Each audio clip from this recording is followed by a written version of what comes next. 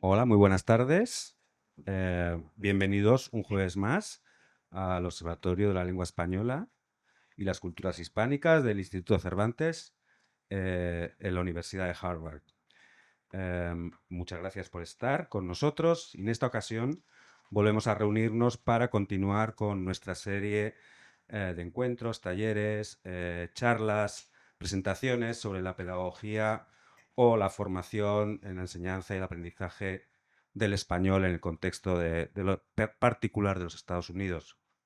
Hoy disfrutaremos de una conversación entre tres expertas, profesoras e investigadoras de la enseñanza del español y otras lenguas como segunda lengua o como lengua de herencia. Cristina Sanz e Inma Taboada son coeditoras junto a Ellen Serafini, que hoy no ha podido estar con nosotros, pero que lo estará muy pronto, del volumen Manual para la formación de profesores de español, editado por Wiley.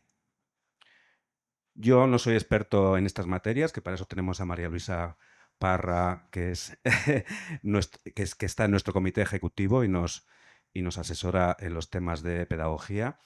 Pero creo que los conceptos abordados en muchos de los capítulos del libro que han escrito nos dan una idea de su orientación y su plena adecuación al contexto estadounidense, con conceptos como el contexto social, los hablantes de herencia, pedagogía crítica, cultura, diversidad o servicio a la comunidad. Y para dejar que hablen las expertas, voy a presentarlas muy brevemente y después les damos la palabra. Cristina Sanz es catedrática de español y de lingüística aplicada en la Universidad de Georgetown, donde dirige el programa de español para estudiantes de la School of Foreign Service y el programa intensivo, ambos premiados por la AAUSC por su formación en pro de la justicia social. También estableció y es responsable del programa de verano de Georgetown en Barcelona. Como experta en bilingüismo ha publicado más de 100 trabajos solo en este área con colegas y con estudiantes de posgrado. En sus 30 años en la profesión, ¿no lo parece?, ha formado a cientos de profesores en los Estados Unidos, el Estado español y en las Filipinas. Inma Taboada es doctora por la Universidad del País Vasco, Euskal Herriko Unibertsitatea, y profesora clínica asociada de lingüística en la Universidad de Illinois en Chicago, donde dirige los programas de formación de maestros de español, francés y alemán, tanto de pregrado como de maestría. Debido a su formación teórica, imparte clases de lingüística teórica, así como de metodología de enseñanza de lenguas, centrándose sobre todo en la integración de la cultura en la clase de lengua y la enseñanza de lenguas desde la perspectiva de la justicia social. Y la profesora María Luisa Parra, quien participa en el libro también con un capítulo sobre pedagogía crítica, es profesora del Departamento de Lenguas y Literaturas Románicas de la Universidad de Harvard. La profesora Parra ya ha dicho que es parte de nuestro comité directivo en el observatorio y colabora asiduamente con nosotros, organizando y participando, como hoy, en numerosas actividades en este espacio. Es especialista en el español como lengua de herencia y en su pedagogía. Igualmente estudia la adquisición de segundas lenguas y su docencia, así como el desarrollo lingüístico en los niños y el bilingüismo. También promueve proyectos que involucran a familias latinas, inmigrantes de nuestra área, y estudia las relaciones entre inmigración, educación y lenguaje. María Luisa, Cristina, Inma, profesoras, les cedo la palabra. Muchas gracias.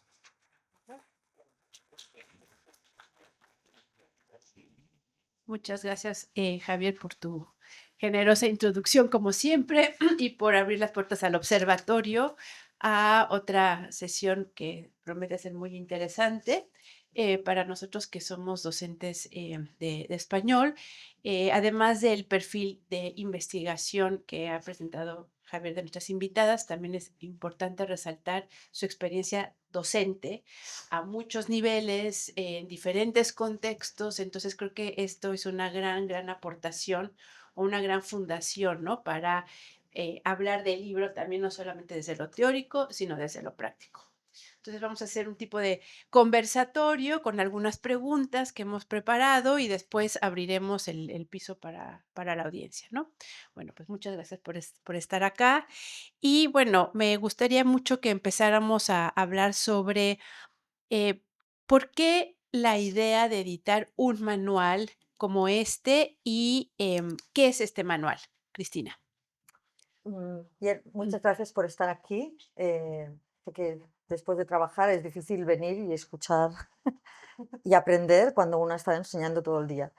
Bien, este libro va a salir ahora lo están imprimiendo, pero se inició la idea hace 10 años y ha ido evolucionando con el tiempo. Primero iba a ser una monografía, luego iba a ser un volumen editado por mí, luego un volumen editado con Ellen y con Inma, no editado, sino coescrito, y al final es un volumen editado por las tres, con muchísimos autores, y pensamos que ha valido la pena esta evolución porque el producto es mucho mejor de lo que hubiera sido, segurísimo, si yo sola hubiera escrito el libro, ¿no? Porque, bien, el propósito del libro es formar a profesores de español, porque alguien como yo, y Mata me lleva mucho tiempo, pero yo más, desde el año 94 formando profesores en diversos países, sobre todo aquí, siempre con materiales de inglés. O escritos en inglés, o para la enseñanza del inglés, ¿no? O incluso para la enseñanza del español, pero en inglés. Entonces, siempre pensé que era un poco penosa la situación, y que con la importancia que tiene el español en el mundo, pero sobre todo también en este país, merecía la pena convencer a una editorial para que por fin publicara un manual para formar a profesores de español en español. Entonces, esa es la primera, de ahí viene, ¿no? De la necesidad de tener un manual en español para profesores de español. Bueno, creo que ha señalado esta idea de los 10 años, ¿no? Suenan muchísimos y cuando uno ve es un volumen bastante Mm. monumental, ¿no? Digamos, 10 años pueden no ser tantos, pero creo que nos indica la calidad, la profundidad con que se han pensado los temas y los autores, su compromiso también con el campo, ¿no? Ujú. Irma, no sé si tú quieras agregar algo, pero si no, ¿a quién va dirigido el manual? ¿Quién es la audiencia? Bueno, la audiencia es un poco, tengo que decirlo, es un poco el libro de texto para mi clase de metodología. Y Yo para la mía, me dedico a formar los que van a ser maestros desde kinder hasta secundaria. Entonces, bueno, a mí me venía muy bien. Y la audiencia, yo la pensé como esa gente de pregrado que van a ser maestros, los del MIT, luego también, claro, están todos los que llegan, que van a ser TAs, o sea, que llegan a los programas como estudiantes graduados y que son TAs y necesitan toda esta formación. O sea, ha ido creciendo, y también para digamos. los profesores que ya están Que dando sí. clase, pero que necesitan reciclarse. Ujú, Por tanto, es un libro que está escrito pensando en hablantes de español segunda lengua que a lo mejor no la manejan del todo bien, ¿no? Como son muchas veces los estudiantes de grado, los estudiantes de universidad, pero que van a ser profesores de español un día. Le pedimos a todos los autores, y creo que hicieron un trabajo estupendo, de asegurarse que escribían bien, bonito, elegante, pero por otra parte asequible, ujú. ¿no? Y eso, entonces sí, va destinado a esos estudiantes que serán los futuros maestros, a los estudiantes de maestría, que serán futuros maestros, y también a los estudiantes de doctorado y los maestros que ya están en Ujú. el puesto, para que se vayan reciclando. Muy bien. Creo que en lo que estuvimos hablando esta mañana quedó claro el tema de la diversidad, ¿no? De la audiencia y al final hablaremos un poquito más de eso, pero me gustaría mucho que nos contaran cómo eligieron los temas, porque el campo de la enseñanza del español como segunda lengua es un campo muy amplio, con mucha historia, y ¿cómo fue que decidieron o pensaron los nuevos temas? ¿Cuál es la innovación? ¿Cuáles son las aportaciones? Y después, ¿cómo pensaron en los autores? Cristina. Sí. Em, bueno, si lo hubiera hecho yo sola, hubiera sido un libro mucho más tradicional, ¿verdad? Mucho más de mi generación. Hubiera tenido una sección de enseñanza de gramática, de vocabulario, enseñar a leer, enseñar a entender, enseñar a hablar, enseñar a escribir y un capítulo sobre la evaluación. Esa era mi propuesta para Wiley, más además una introducción, ¿verdad? Una introducción de cuál es el papel de qué sabemos sobre la adquisición, un capítulo introductorio. Luego fue evolucionando y yo misma también incorporé la necesidad de uno que se fijara en el estudiante como individuo, ¿no? Diferencias individuales, cuestiones de problemas de atención, por ejemplo, pero también hablantes, y un capítulo, por supuesto, sobre hablantes de herencia. Pero cuando entraron Inma y Ellen, entonces empezaron a decir, ¿no?, que lo social tenía que tener una presencia mayor en el volumen, ¿no? Y esto empezó además, pensad en que esto fue durante la pandemia, ¿verdad? Y cuando Black Lives Matter, ¿no?, todo aquel movimiento social empezó a tomar fuerza y se hizo evidente que lo social efectivamente tenía que tener una presencia en el libro, ¿no? Entonces, a los capítulos tradicionales le añadimos uno de el contexto social, uno en el que trabajaron Ellen, Jenny Lehman y María Luisa sobre la enseñanza crítica, ¿no? Y luego, sí, ¿verdad? Sí, Pedagogía crítica. pedagogía crítica, Luego perdón. tenemos el de diferencias individuales. Sí. Por tanto, ha ido evolucionando y creo que ahora mismo es un libro que se entiende en el contexto actual. O sea, sería imposible pensar en todo lo que está pasando, y ya no hablo de los últimos 2 meses, sino hablo de los últimos 5 o 6 años, ¿no? En que somos mucho más conscientes de dónde vienen nuestros estudiantes y cuáles son sus necesidades. Y entonces eso lo hemos querido incorporar a la educación, a un manual que va a servir para formar a los profesores, sobre todo profesores en Estados Unidos. ¿Cómo elegimos a los autores? Bueno, yo decir que es el who is who de la lingüística aplicada del español. Estoy súper contenta estamos súper contentas de la lista de autores, que son un montón. No ha sido fácil trabajar con tantos autores, la verdad, pero sí, todos son directores de programas de lengua. Todos tienen experiencia como profesores de lengua, pero también como directores y como formadores de futuros profesores. Trabajan en universidades públicas y universidades privadas. Son hombres, son mujeres, son muy diferentes entre sí, y ha sido súper interesante trabajar con ellos, la verdad. Creo que tenemos la lista. Sí, ¿puedo coger Sí. el ordenador? ¿Llega el cable? ¿Está aquí? No. Uy. podemos intentar. A ver.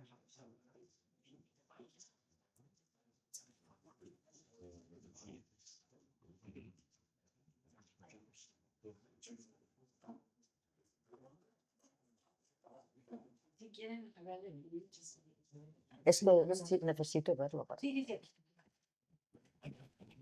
Sí, entonces, ¿quieres tú hablar del índice?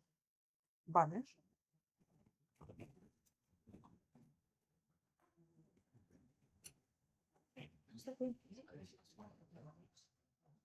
Sí. Porque además lo veo ahí. Ya está. Yo ahí no lo veo. Me voy con esta. Bueno, empezamos en el primer capítulo, es como el overview, la revisión así un poco más general, que es del que se encarga Cristina. Luego hablamos del marco teórico en el que se enfoca el libro, que sería el enfoque por tareas, el TBLT. Y ahí tenemos a Yanirez Alvidea, a Missy Baralt, a Laura Gursinski, que son nombres importantes dentro del TBLT. En el contexto social, pues eso, tenemos a Juan, a Pozzi y a Escalante. El aprendiz como individuo es el de diferencias individuales. Bea Lado lleva un montón de años haciendo eso. El de hablantes de herencia también, claro, es que son Torres y Pascual y Cabo. O sea, es eso, lo de cómo hemos elegido a los autores. Al final son autores que llevan años dedicándose específicamente a cada uno de esos temas. El de la pedagogía crítica, bueno, de ese casi hablas tú, María Luisa, que es una de las coautoras, con Ellen y con Jenny Lehman. El de gramática y vocabulario es Barcroft, que también es uno de los grandes nombres de enseñanza. Para mí siempre fue de enseñanza de vocabulario, Barcroft. El de comprensión oral y escrita con Michael Liese. Es que no sé qué puedo decir de él, porque lleva tantos años ya, que es él. El de la expresión oral y la pronunciación, ese en un principio iba a ser un solo capítulo, que al final decidimos separarlo, porque los dos temas daban bastante juego. Entonces al final nos han salido 2 capítulos escritos por gente que se dedica exclusivamente a eso. Méndez Seijas para la expresión oral y Morales Front, el de la pronunciación, profesor de fonología. Mi profesor de fonología. El de la expresión escrita con Rosa Manchón, Ana Oscoz y Idoia Elola. La cultura en los cursos de español. Ese es el mío, que es a lo que me dedico también, a la enseñanza desde la lente de la justicia social y a integrar la cultura en la clase. La tecnología, evidentemente. O sea, no podemos seguir siendo analógicos. Y el español con fines específicos, que ahí también no es solamente el español con fines específicos, que serían los cursos para business o los cursos para health personnel, ese tipo de cursos, sino también basado en la comunidad.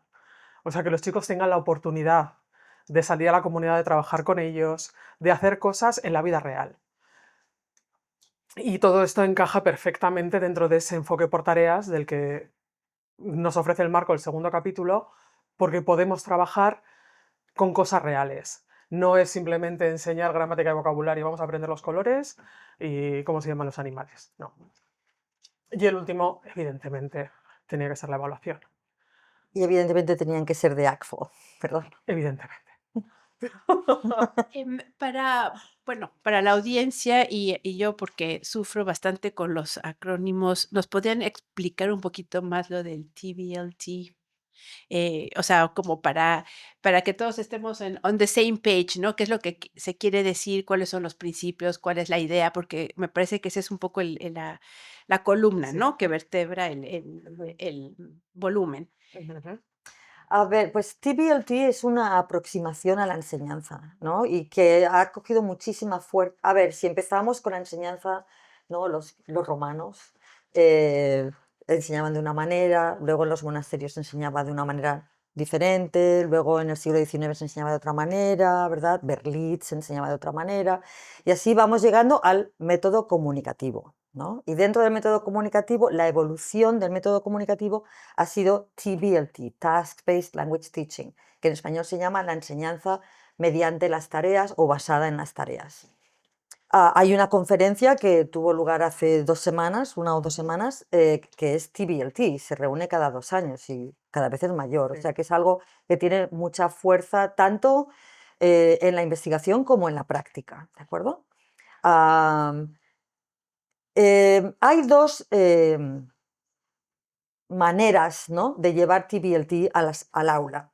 Una es TBLT puro y duro, ¿no? La enseñanza mediante tareas pura y dura, que es yo tengo la libertad absoluta de crear el currículum a mi manera, con libro, sin libro, enseñando esto, enseñando lo otro, enseñando en este orden, en este otro. Eso muy pocos profesores tenemos esa libertad, porque tenemos que seguir lo que nos dice el county, lo que nos dice la universidad, lo que nos dice, ¿de acuerdo? Pero lo que sí podemos hacer es la enseñanza apoyada en las tareas, ¿de acuerdo? Y es, bueno, yo sé, por ejemplo, mis estudiantes del School of Foreign Service, sé que, bueno, lo sé porque se lo pregunté a ellos y a sus academic advisors y a algunos profesores, ¿cómo creen ustedes que van a usar los estudiantes cuando se gradúen el español? Pues para hacer esto, por ejemplo, presentaciones en sus empresas, ¿no? O entrevistas de trabajo, para buscar trabajo, pero también cuando luego ellos estén contratando. En fin, una lista, ¿no?, de tareas, vamos a llamar, de realidad de uso. Y entonces nosotros creamos un currículum que los lleva a prepararlos para llevar a cabo esas tareas en español, ¿sí? Pero en la clase es una clase que muchas veces no es muy diferente de una clase más tradicional, pero sí que es una clase donde siempre leemos, siempre hablamos, siempre escribimos y siempre escuchamos, ¿de acuerdo? Y siempre lo hacemos, es decir, siempre usamos la lengua y siempre lo hacemos hacia un fin. Y ese fin es un fin real. Es eso, una entrevista, un currículum, una presentación, una toma de posición sobre un artículo de Naciones Unidas. ¿Estás de acuerdo o no? ¿Cuáles son tus argumentos? ¿Cómo los construyes? Primero oral, luego por escrito. Esperamos 2 niveles de sofisticación diferente en el habla, cuando hablan, cuando escriben. Entonces, eso es la columna vertebral del libro. Cada capítulo menciona cómo podemos llevar la cultura, cómo podemos enseñar a leer, cómo podemos evaluar en una clase con un currículum que está que se apoya en las tareas. No que es TBLT puro, pero sí que se apoya en la filosofía de práctica de TBLT. Creo que la ventaja de esta aproximación y del libro es que da la posibilidad de ser muy flexible, ¿no? En la implementación de los libros y como dices tú, en dónde se puede enfocar el trabajo en el uso de la lengua en situaciones reales, concretas. Entonces creo que esa es una gran ventaja del volumen, ¿no? Bueno, como autora, sé que cada capítulo tiene una estructura muy particular. No sé si quieran Sí, Sí. comentarla. ¿Lo dices tú? sí. Una más. Este, No. cada capítulo, ¿no? Perdón. Eh, todos los capítulos tienen eso, tienen la misma estructura, casi fija. Al principio hay una introducción de qué va a tratar el capítulo, luego hay esos antecedentes y palabras y conceptos clave, que es un poco la historia de cómo funcionaba hasta ahora. Es una manera de encuadrar o de justificar el por qué ahora vamos a cambiarlo y lo vamos a meter en este enfoque. Y luego algo que es fundamental es el nexo entre la investigación y la práctica. Porque claro, está muy bien toda esa parte de la investigación, de la teoría, de tal, pero lo que queremos ver es cómo podemos hacer esto en las aulas. Cómo conseguimos que los chicos puedan pensar en español y puedan elaborar ideas y tener un pensamiento crítico y pensar más allá de la gramática y el vocabulario. Y las aplicaciones pedagógicas, es cierto que los capítulos son casi la mitad, es la aplicación pedagógica, porque sí que hemos incluido un montón de actividades y de tareas de TBLT como ejemplos de cómo usar luego en la clase. Y a partir de ahí se pueden crear con un montón de temas más. Y eso, bueno, las dos y Ellen también. O sea, consideramos que es fundamental porque es algo que nos soluciona la vida cuando estamos enseñando. O sea, el tener ahí esa base y decir, bueno, este lo puedo usar y si no lo voy a adaptar un poco a lo que es mi clase y a cómo lo puedo utilizar. Incluye el diseño curricular, la implementación y métodos de evaluación formativa. Y luego ya tenemos el resumen del capítulo y esa última parte de preguntas, que hay preguntas de comprensión, que es un poco para ver si se han enterado de qué va el capítulo, que es importante, pero están las preguntas de reflexión, el ver qué puedes hacer con esto, cómo lo vas a usar en tu clase, para qué me va a servir. Y hay ejercicios de aplicación también donde ellos tienen que crear sus propias unidades, no unidades, pero sus propias actividades. Y luego, Ay, sí, no. o sea, esta última parte de lo que tienen a la derecha le facilita la vida al profesor del curso. Sí. Porque, bueno, yo ya estoy usando este libro Ujú. ahora en mi curso graduado, pero también lo usé el año pasado con el grupo undergrad, claro, la versión electrónica ahora, ¿no? Las proofs, las famosas proofs que llamamos por la tercera. Entonces, para mí es muy fácil porque yo elijo, ok, en clase podemos hacer el ejercicio de comprensión todos, a lo mejor, en grupos y luego hacemos una apuesta en común. Vale, veo que han entendido, pues seguimos. De las preguntas de reflexión voy a elegir las dos más importantes y que las trabajen en dos grupos, por ejemplo. Cada uno a uno y luego se intercambia la comunicación, las decisiones que han tomado. Y luego le dedico el resto de la clase al ejercicio de aplicación, donde ellos tienen que pasar media hora, pues a lo mejor les doy un texto y ellos tienen que crear las preguntas para evaluar la comprensión lectora, ¿no? Una de comprensión general, otra de detalle, otra de implicaciones, ¿sí? Y entonces tienen que discutir si son buenas preguntas, si no, cómo cambiarlas, cuándo hacerlas en inglés, cuándo hacerlas en español, o todas en español. Así que es muy fácil para el profesor, francamente, trabajar con el libro. Esta idea se la robé a Silvina Montrul, francamente. Que ella fue la que publicó el primer volumen de la colección de español de Wiley y doy el curso de bilingüismo. Y es genial dar el curso con ese libro porque los ejercicios realmente te solucionan un montón. Y pensé, bueno, si uno quiere realmente ayudar a un profesor que va siempre hasta aquí, ¿no? De trabajo y de tiempo, pues hay que darle buenos ejercicios, ¿no? Y un buen resumen. Sí. Para que los chicos sepan qué es lo que tienen que saber, lo mínimo que tienen que saber del volumen. Y, sí. Y Los chicos son los estudiantes que se están preparando para ser docentes, Sí, ¿no? sí. En eso, para no confundirnos con los estudiantes que están recibiendo los beneficios del libro. Creo que una cosa que a mí me gustó mucho, pero también fue un reto, fue esta sección del nexo entre investigación y práctica, porque a veces estamos muy acostumbrados a pensar en la práctica, pero no en los principios teóricos, ¿no? Que están detrás del diseño. ¿Por qué estamos diseñando lo que estamos diseñando? ¿Por qué funciona? Entonces creo que, o no funciona.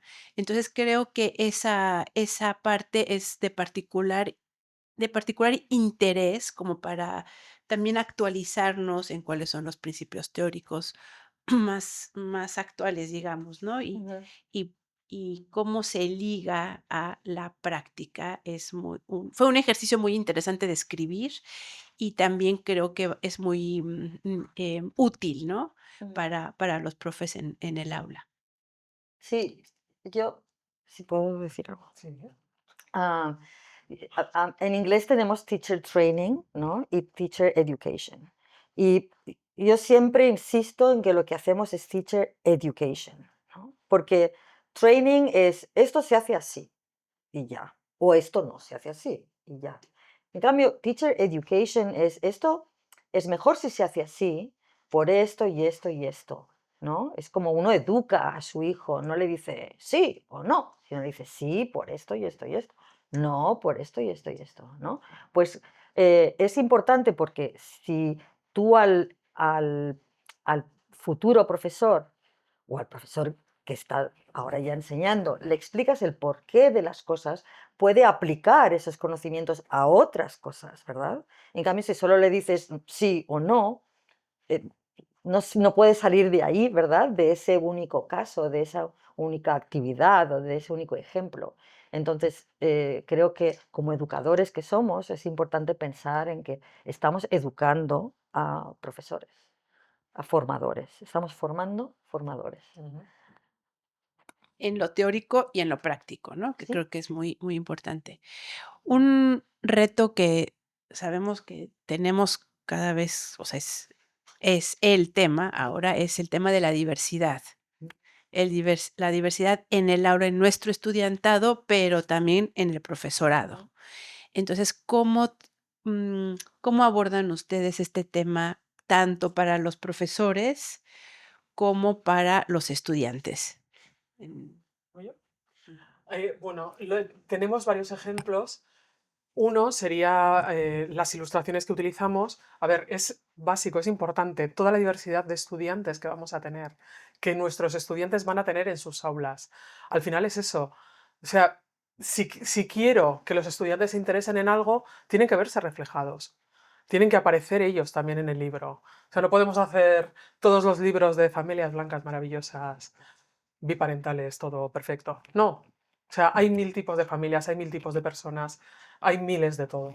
Entonces, vamos recogiendo en las ilustraciones se ve como un montón de diversidad de los estudiantes, de los nuestros y de los que van a tener nuestros estudiantes. Luego, por ejemplo, con el lenguaje inclusivo, dejamos a todos los autores les dijimos Les autores. les autores. Joder, es que es difícil. En escrito es más fácil, en oral es muy difícil. Pero les dijimos que podían elegir ellos o sea, usar lo que quisieran, pero tenían que poner una nota a pie de página simplemente diciendo, pues yo voy a usar el femenino. Es que Bea fue la que puso la nota a pie de página y nos pareció maravilloso, luego la hemos copiado un montón. Voy a usar el femenino genérico, pues eso, para que el lector o la lectora salga de su zona de confort y se dé cuenta de que cuando no usamos lo normativo, uy, hay algo raro, pero ¿por qué no sale reflejado? Además, pues mira, precisamente en educación somos mayoría, igual que en muchas otras cosas. Así que las dos decidimos hacer en femenino nuestros capítulos copiando a Bea. Vamos a darle crédito. Luego tenemos otros autores que han usado les, otros han usado los, las, los, O otro arroba. arroba también tenemos. O sea, No tenemos X. No. Es lo único que no tenemos sí, es X. es verdad, nadie ha usado la X. No. Pero lo demás, cada uno escribía como quería. Luego otros han escrito el masculino genérico de toda la vida. Esos creo que son los que no han justificado nada. Porque no tienen que Porque justificar. no tienen que justificar ese genérico. Deberían. Porque seguimos aquí, pero sí es eso. O sea, es un poco el dar a elegir y el ver que todos tenemos que estar ahí representados. Y que pues eso, para enganchar a nuestros estudiantes, to engage, o sea, para enganchar, para motivar, gracias, a nuestros estudiantes, tenemos que conseguir que se sientan, o sea, que encuentren esa relación que hay entre lo que les enseñamos y ellos mismos. Y que vean que son partícipes de todo lo que les estamos contando. En ese sentido, también hay que mencionar que tenemos el capítulo sobre el contexto social, donde se hace mucho hincapié en que los profesores en formación o los profesores actuales se han de dar cuenta de, por ejemplo, cuándo corregir a un hablante de herencia y qué corregirle, ¿no? ¿Vale todo? ¿Vale todo cuando hablan? ¿Vale todo cuando escriben? ¿Qué es lo que vale? ¿No? Entonces, la inclusividad incluye eso también, ¿no? Las diferentes variedades, estándar, no estándar, regionales. Ahí también se refleja nuestro esfuerzo por la inclusividad. Sí, además los autores también tenemos de diferentes sitios. Ah, sí. Hay autores L2, hay autores mexicanos, hay autores españoles, hay autores de todos sitios. Puertorriqueños. Entonces, claro, cada uno escribe en su estilo y con su variedad. O sea que alguno podría pensar que es un poco ecléctico, pero no, está mostrando toda la diversidad que existe. Y siempre, cada capítulo fue evaluado por 2 evaluadores externos, ¿no? Y procuramos que no solamente fuesen especialistas en el tema de ese capítulo, sino que además manejaran otras variedades del español. Que fue una manera de asegurarnos de que pues tampoco era muy que no hubo ningún problema en ese sentido, pero nadie usaba un lenguaje que pudiera no ser entendido por otros, porque de nuevo les recuerdo que estamos pensando en estudiantes de grado que hablan español como segunda lengua muchas veces y que van a ser maestros. Entonces, en ese sentido, elegimos a los external reviewers un poco como correctores, ¿no? Pero siempre teniendo mucho cuidado de no ser nosotras las que imponíamos lo que era correcto, incorrecto, aceptable e inaceptable, ¿no? Muy bien. Bueno, yo tengo dos preguntas y luego quizá podemos pasar al público. Bueno, no sé si haya alguna otra cosa que ustedes quieran comentar del volumen que les parezca interesante o importante que la audiencia conozca. Sí, algo que no hemos mencionado es que los capítulos, o sea, todo el volumen en el orden que está escrito tiene sentido. O sea, va siguiendo un orden lógico, al menos para nosotras. Y para mis estudiantes también. Sí, para nuestros estudiantes también les parece bastante lógico. Pero es cierto que se pueden usar los capítulos independientemente. O sea, no están basados uno en el otro. No hay una secuencia lineal. Entonces, pues yo doy 2 clases de metodología diferentes. Una es solamente cultura, reading and writing, es cultura, escritura y lectura, y el otro ya es más fundamentos de la enseñanza de lenguas, enseñando vocabulario, gramática, ya lo más tradicional, digamos. Pero en esa parte más tradicional es donde uso toda esa primera parte del libro para darle el toque no tradicional, todo el contexto social, todas las diferencias individuales, toda esa parte que hasta ahora, a mí al menos, nadie me había enseñado. Ujú. Esto nos lo tuvimos que aprender, las de nuestra generación, nos lo tuvimos que aprender por nuestra cuenta. Sí, sí, porque mi mentor, por ejemplo, insistía en que lo social no importaba. Todo era cognitivo, ¿no? Y todo tenía que ver con lo que pasaba en la mente del bilingüe o del que se estaba convirtiendo en bilingüe, ¿verdad? Y como era mi mentor, yo nunca le llevé la contraria, pero sabía que estaba equivocado. Entonces, cuando ellas insistieron en todavía darle más relevancia a lo social, me pareció que no quería yo ser mi mentor. Y entonces les di la razón. Lo cual tiene mucho sentido, porque en los estudios de adquisición de la lengua, pues, es que se sabe que se da en lo social, ¿no? Entonces, como que tiene mucho sentido. Em, María ¿qué? Luisa, tiene sentido, mucho sentido ahora, pero hace No, 10 no, años. exacto. No, no, totalmente de acuerdo, pero, qué bueno que ya tienes ese sentido social y Ujú, sociolingüístico, ¿no? ujú, También, ujú. y crítico. Muy bien. Pero vamos a imaginar que mañana recibimos el libro en nuestras casas y ¿qué, cómo nos sugieren aproximarnos al libro y empezar a explorarlo, pensar en cómo implementarlo en nuestras clases, como por dónde podríamos empezar ese Mm. trabajo con el libro? Em, bueno, la primera, antes del capítulo 1, hay un manual de uso. Hay donde Ima, Ellen y yo hemos escrito esto precisamente, ¿no? Pues se puede usar de esta manera, se puede usar de esta otra, se puede ordenar de esta manera, se puede ordenar de esta otra, pueden saltarse esto, pueden saltarse lo otro. Entonces yo les diría que primero se lean esa parte. Em, pero después creo que es importante que al menos el capítulo de TBLT, variables individuales y lo social, em, porque son la columna vertebral del volumen, que empiecen leyendo eso, si quieren, mi capítulo 1 se lo saltan, pero esos otros ah, me parecen importantes porque todos los demás hacen referencia realmente al 1, 2, 3 y 4, todos los capítulos. Y luego, pues según yo, por ejemplo, tengo 12 semanas de clase, porque luego hay exámenes y tal, pero tengo 12 semanas de clase. Obviamente no puedo hacer un día por capítulo. Entonces, por ejemplo, el capítulo de cultura y de tecnología, pues lo hacemos en uno y trabajamos cómo usar la tecnología para llevar la cultura a la clase. Y así trabajamos tecnología y cultura al mismo tiempo. O el de em, eh, pero hay otros dos que combino, que ahora no recuerdo. Es decir, se pueden combinar. Sí, perdón, el de pronunciación y el de producción oral también los trabajamos el mismo día. ¿Sí? Le damos más peso al de producción oral que al de pronunciación, yo, pero porque es más técnico el de pronunciación, ¿no? Y porque además pronunciación es la hermanita pobre de las clases de español. Sí. En las clases de inglés nos insisten mucho, ¿no? En pronunciar, porque claro, nadie quiere pronunciar SHEET como SHIT, ¿verdad? Así que es muy importante la pronunciación. Pero en español es muy difícil que no te entiendan porque no pronuncias bien, ¿no? Por ejemplo, para un chino sabemos que es muy difícil la distinción entre PUTA y BUDA, ¿sí? ¿De acuerdo? Y eso es una equivocación gravísima, ¿sí?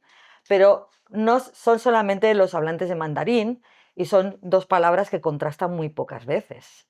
Entonces, ¿se justifica enseñar el contraste entre P y B en español? ¿O es mejor enfocarse en aspectos de gramática?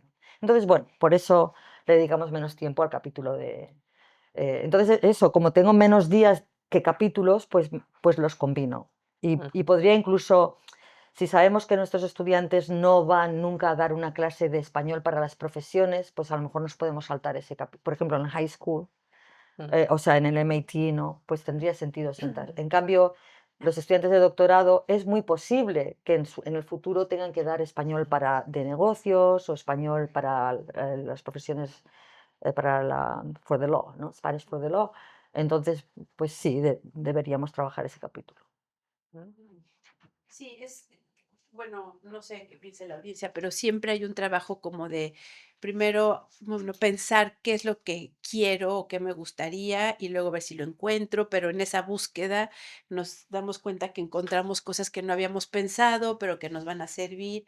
Entonces vale la pena como revisar, ¿no? Los capítulos y lo que tiene ahí. Excelente, muy bien. ¿Y puedo decir otra cosa? No, por todas. Porque estás tú aquí, María Luisa. Pero lo estábamos hablando antes de venir aquí, que la manera, al menos para mí, y yo siempre le digo a mis estudiantes graduados que lo hagan allá donde vayan, y a cualquiera que enseñe español. Yo no he enseñado en high school aquí, pero sí que enseñé en secundaria en España.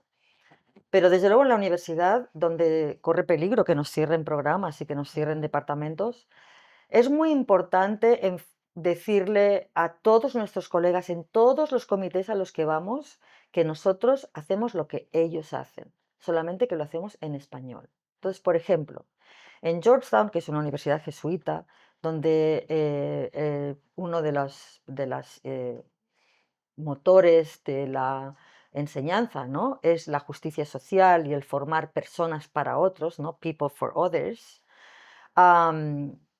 Enseñar ciudadanos, formar, ¿no? Formar ciudadanos globales, formar ciudadanos que van a contribuir, que van a devolver. Yo siempre digo, nosotros hacemos eso también en español, ¿no? Y entonces el capítulo de Ellen, Jenny y de María Luisa es muy importante. En mi universidad es muy importante.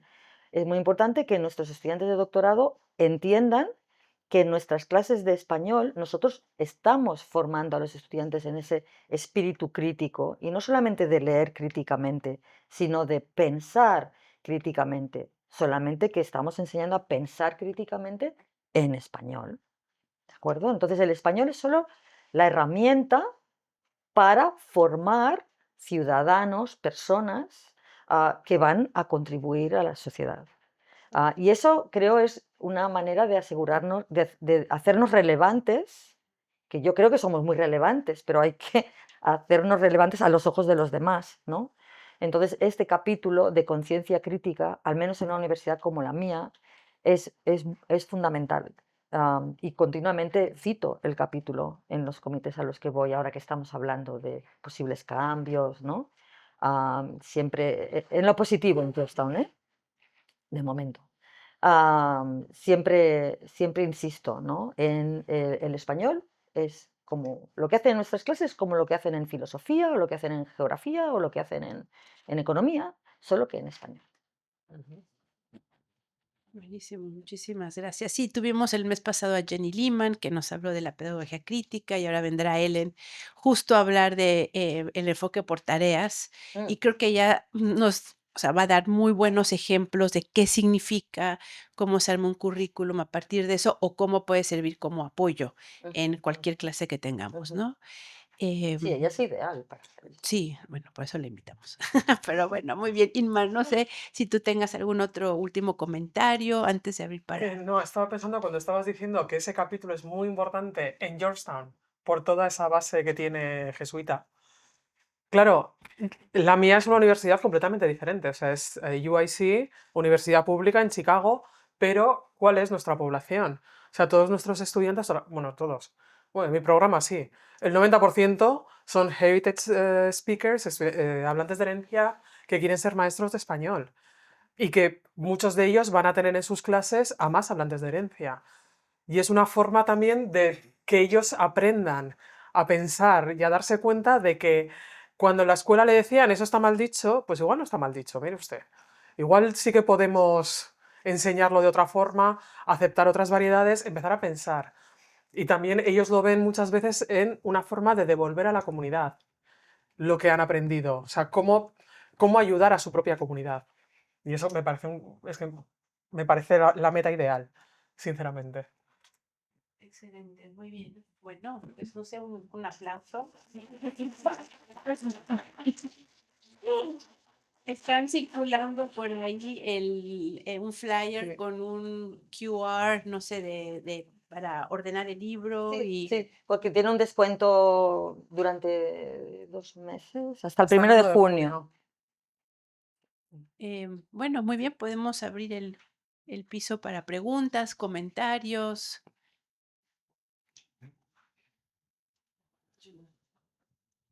Primero, qué proyecto más fabuloso Gracias. y necesario. Ujú. Estaba fascinada a mirar que hay un capítulo sobre tecnología Ujú. y primero yo quería saber un poco más qué contiene el capítulo. Y segundo, si ustedes abordan en ese capítulo o en otra parte del libro el uso de programas como DeepL o ChatGPT. Mm. Ah, No es maestra de español, pero buenísima pregunta. Periodista. sí. Bueno, el capítulo de tecnología habla de muchas cosas, Sí. sobre todo cómo usar la tecnología para enseñar y todas las diferentes herramientas para usar dentro del aula y fuera del aula, por ejemplo, para tarea o para que se inmersen más en la cultura, ¿no? A través de la internet. Pero hablamos de ChatGPT a la hora de, si recuerdo bien, a la hora de hablar de la escritura y de la Ujú. corrección. Es más en el capítulo de escritura. Sí, porque claro, como ustedes saben, nuestros estudiantes dicen que ellos escriben sus redacciones, pero no las escriben ellos, ¿no? Entonces, pero nosotros las tenemos que corregir igual. Bueno, sí, algunos muy majetes todavía las escriben ellos. Y entonces, por ejemplo, lo que hemos decidido nosotros es que las escriben en clase, lo cual es una pena porque la clase es el momento de promover la interacción entre los estudiantes. Escribir es un ejercicio individual que se hace mejor en casa, puesto que lo haces tú solo, ¿no? El estudiante solo.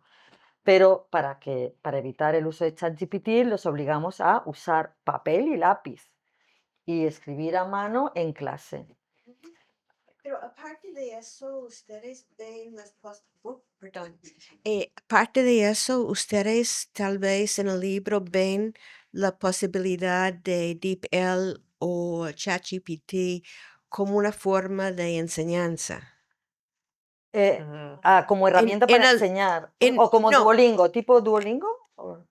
pues mira, a veces yo escribo en español, etcétera, o traduzco y después lo pongo en DeepL para ver las diferencias.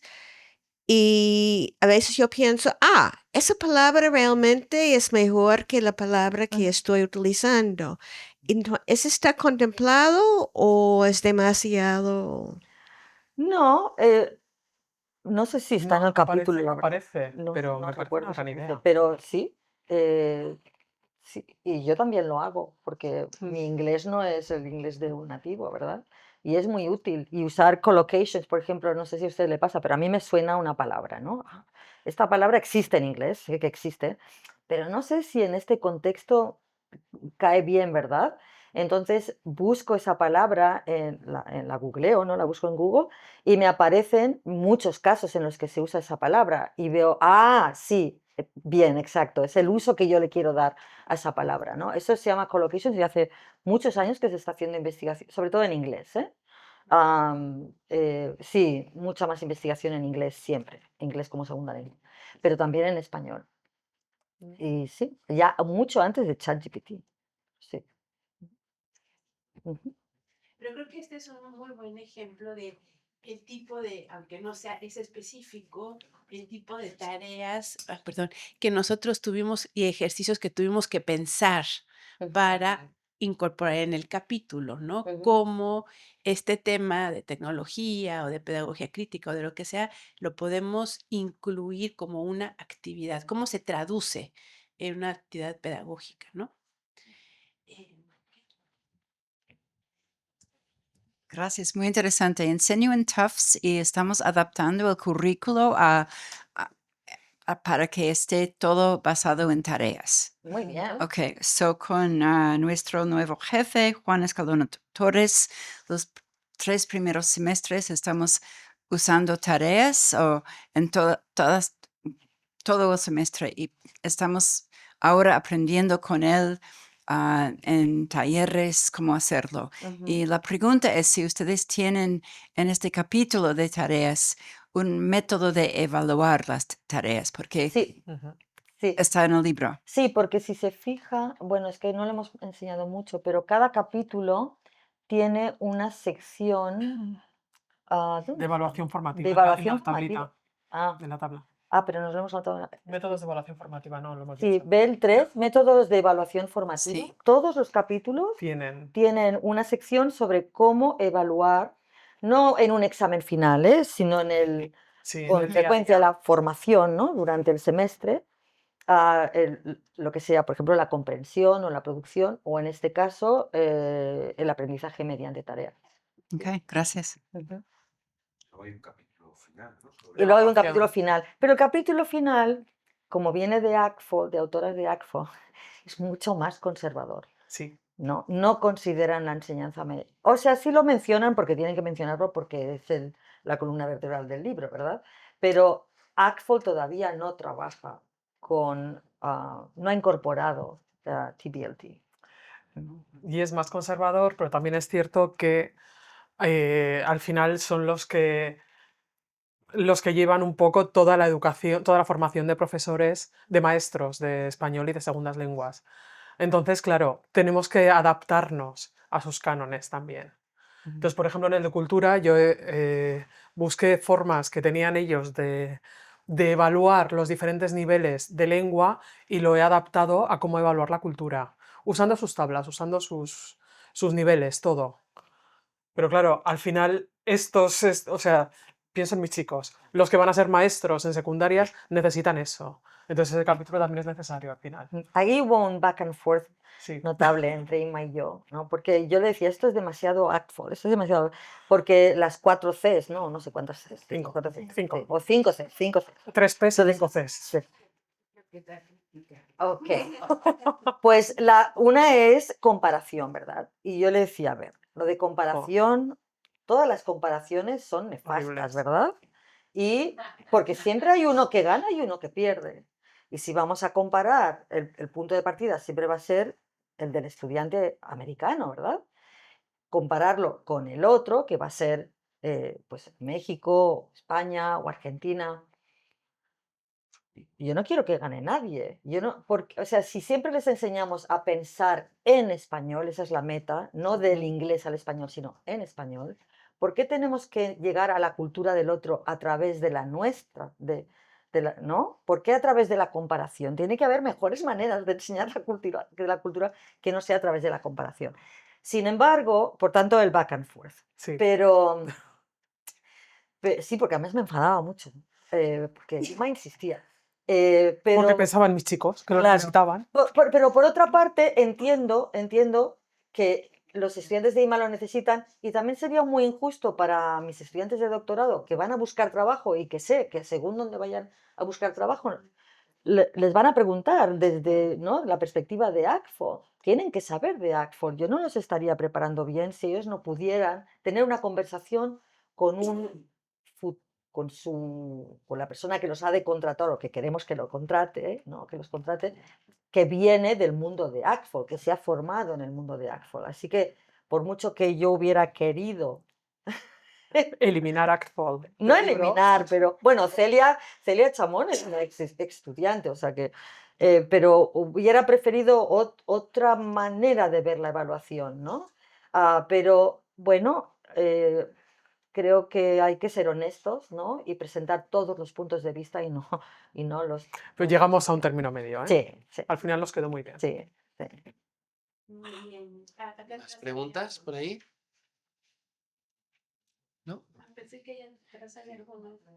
No. O Se comentar. debió de aclarar en lo que acaban de comentar ahora, ¿verdad? No sé. ¿Más preguntas? Porca, ¿tú no Sí, tienes ninguna por supuesto. pregunta? Pregunta. Hola, buenas tardes. Muchas gracias por el libro, particularmente, porque creo que va a hacer mucho bien Esperemos. en la formación de profesores en Estados Unidos, particularmente.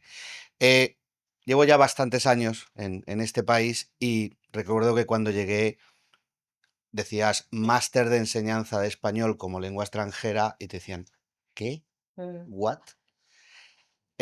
Claro, yo venía de España donde había ya 30 másters en cada universidad pública y ya empezaba a haber incluso en las privadas. Ujú. Ya había másters de enseñanza de español en Buenos Aires, en México, pero aquí era algo ficción, pura ficción. En los últimos años han salido más, pero ¿realmente son másters de verdad? O sea, el concepto de un máster de enseñanza de lenguas, o es, perdón por la expresión, una versión tipo Teachers College de Columbia, donde sí te enseñan a ser profesor, pero la enseñanza de idiomas es así como algo que no está realmente dentro del programa. No sé si me estoy explicando. Sí, y de eso hemos estado hablando antes también. Normalmente cuando el máster lo crea la Facultad de Educación, se centra en los cursos de educación y las clases de contenido en español son lo menos, o sea, tienes una o dos. Y la metodología, si es en español, ya tienes suerte. Sin embargo, los nuestros están en el departamento de español. Y eso es lo bueno, que las clases de contenido son nuestras. Y luego sí, tienen que tomar clases de educación, evidentemente, porque hay unas clases además que son requisito del Estado y que necesitan esa base pedagógica general. Pero hay mucho de contenido de español, o sea, no es solamente eso, aprender a enseñar y luego el español es mera coincidencia. ¿Y no hay fricción entre los departamentos de educación y No, los de... ¿no? no, en mi universidad todos los teaching of, o sea, teaching of history, de matemáticas, de inglés, nosotros, o sea, pertenecemos al colegio de Liberal Arts and Sciences. Creo que los de química, creo que son los únicos que están metidos en educación. Los demás somos todos de la IES. Y no tenemos problemas. Nos llevamos todos muy bien, nos ayudan con las clases que necesitamos. De hecho, crearon un órgano que era el Council on Teacher Education, que no pertenece a ninguno de los dos, pero nos ayuda a los dos. Nos ayuda, es como el nexo de unión entre los dos. Y esa parte, sinceramente, yo me alegro de que el programa sea nuestro, porque somos los que organizamos todo el contenido. No.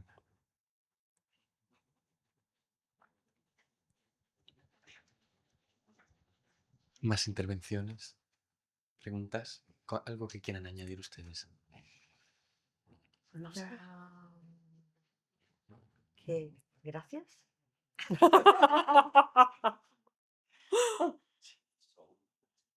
Pues molta gracias, eskerrik asko, muchas gracias, thank you so much. Y bueno, creo que lo que estamos todos esperando, que es los sándwiches y el vino, para poder seguir charlando sobre el libro, que es fantástico, aunque creo que llega en mal momento. Se nos han descuadrado unas cositas, pero... Pero bueno, esperemos que no y esperemos que el libro dure más que algunos presidentes. Esperemos. Sí, sí. Y no van a conseguir que vuelva a ser español como lengua extranjera, porque el español no es extranjero en Estados El Unidos. español no es extranjero en Estados Tenemos lenguas Unidos, es una lengua histórica y es una lengua propia de los Estados Unidos.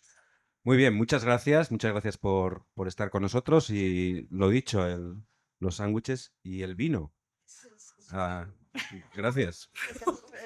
Un aplauso. Énfasis en el vino.